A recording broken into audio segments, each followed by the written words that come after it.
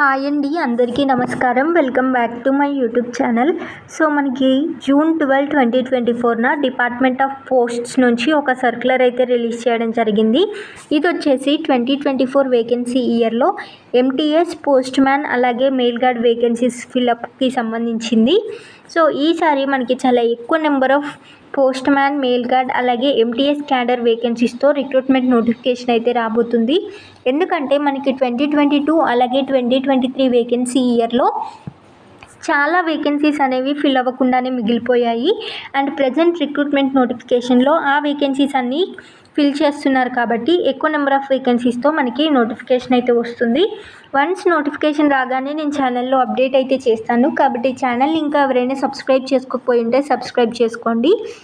And మనకి ఈసారి recruitment notification వస్తుంది కదా, అలా రిక్రూట్మెంట్ నోటిఫికేషన్ వచ్చిన తర్వాత క్యాండిడేట్స్ అప్లై చేసుకుంటారు. దాని తర్వాత ఎగ్జామినేషన్ ఉంటుంది. ఎగ్జామ్లో మనకి మెరిట్ బేసిస్న క్యాండిడేట్స్ని సెలెక్ట్ చేసుకోవడం జరుగుతుంది. అండ్ అలా సెలెక్ట్ అయిన క్యాండిడేట్స్ని అపాయింట్ చేసుకోవడం జరుగుతుంది. వన్స్ అపాయింట్మెంట్ ప్రాసెస్ కంప్లీట్ అయిన తరువాత స్టిల్ ఇంకా ఏవైనా వేకెన్సీస్ మిగిలిపోతే ఆ వేకెన్సీస్ అన్నీ ఎస్ఎస్సి అంటే స్టాఫ్ సెలెక్షన్ కమిషన్కి రిపోర్ట్ చేయడం జరుగుతుంది. అండ్ ఫర్దర్గా మనకి మిగిలిపోయిన వేకెన్సీస్ అన్నీ స్టాఫ్ సెలెక్షన్ కమిషన్ ద్వారా రిక్రూట్ చేసుకోవడం జరుగుతుంది. నా సజెషన్ ఏంటి అంటే క్యాండిడేట్స్ ప్రజెంట్ ఎవరైతే సర్వీస్లో ఉన్నారు అంటే జీడీఎస్గా కానీ ఎంటీఎస్గా కానీ వర్క్ చేస్తున్నారో మీరు డిపార్ట్మెంటల్ ఎగ్జామ్ ఎల్డీసీఈ రాసి ప్రమోట్ అవ్వడానికి ట్రై చేయండి. ఎందుకంటే మనకి ఎస్ఎస్సి అనేది ఓపెన్ ఎగ్జామ్, కాంపిటీషన్ అనేది చాలా ఎక్కువ ఉంటుంది, సెలెక్ట్ అయ్యే ఛాన్సెస్ చాలా తక్కువ ఉంటాయి.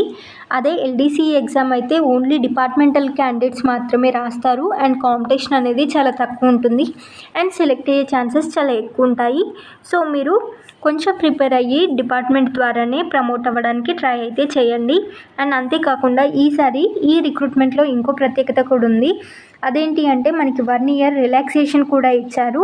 గతంలో ఏంటి అంటే మీరు ఎంటీఎస్గా ప్రమోట్ అవ్వాలి అంటే 3 years జీడీఎస్గా వర్క్ చేసి ఉండాలి. 3 years జీడీఎస్గా సర్వీస్ కంప్లీట్ అయితేనే ఎంటీఎస్గా ప్రమోట్ అవ్వడానికి ఛాన్స్ వచ్చేది. బట్ ఈసారి అలా కాకుండా 1 year రిలాక్సేషన్ అనేది ఇవ్వడం జరిగింది.